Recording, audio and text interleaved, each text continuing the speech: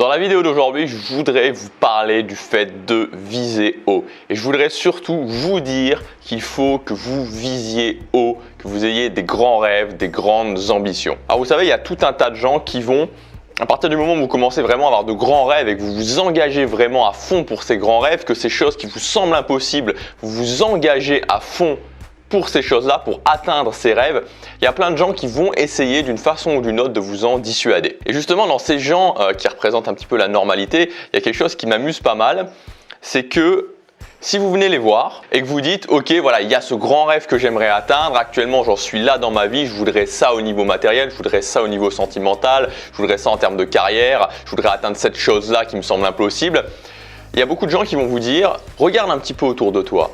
Regarde un petit peu autour de toi, compare-toi aux autres, regarde tous les gens qui ont moins que toi. Essaie de voir que tu es déjà plus heureux que la plupart des gens qui sont autour de toi et que la plupart des gens dans le monde. Ok?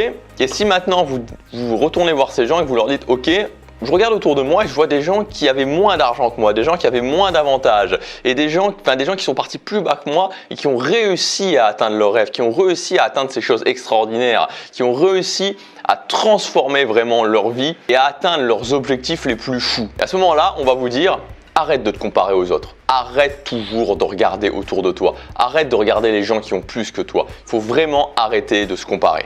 Ok? Ok.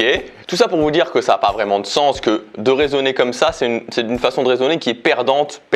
Aujourd'hui, je voudrais vous dire que toutes ces choses qui vous semblent peut-être impossibles, vous pouvez les atteindre. Et peu importe vos ambitions, peu importe vos rêves, peu importe vos objectifs, vous devez viser haut. Vous pouvez avoir 10 Ferrari si vous avez envie d'avoir 10 Ferrari. Vous pouvez avoir 10 Ferrari, vous pouvez avoir une villa à Miami qui vaut 50 millions d'euros si vous le voulez vraiment.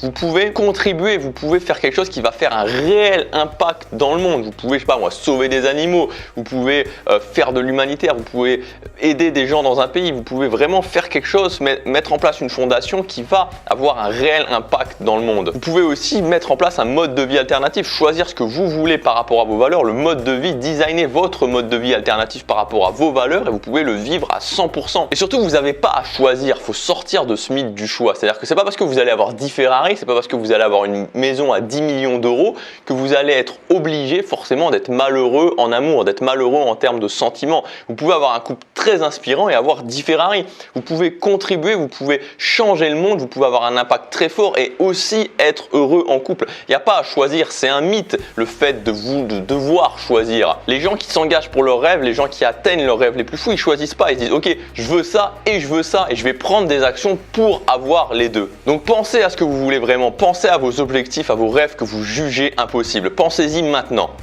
Est-ce que vous ne ressentez pas cette énergie qui vient en vous, cette force qui est là en vous, ce feu qui est là en vous? Et ça, cette énergie-là, il faut vraiment la préserver. C'est ce que vous avez de plus précieux dans la réussite de vos objectifs, dans la réussite de vos rêves. Fuyez vraiment les gens qui vont vous dire le contraire. Fuyez les gens qui vont vous dire que c'est pas possible. Moi, quand il y a des gens qui commencent à me dire c'est pas possible, tu vises trop, ou ce genre de choses, je suis là, hop, j'entends pas.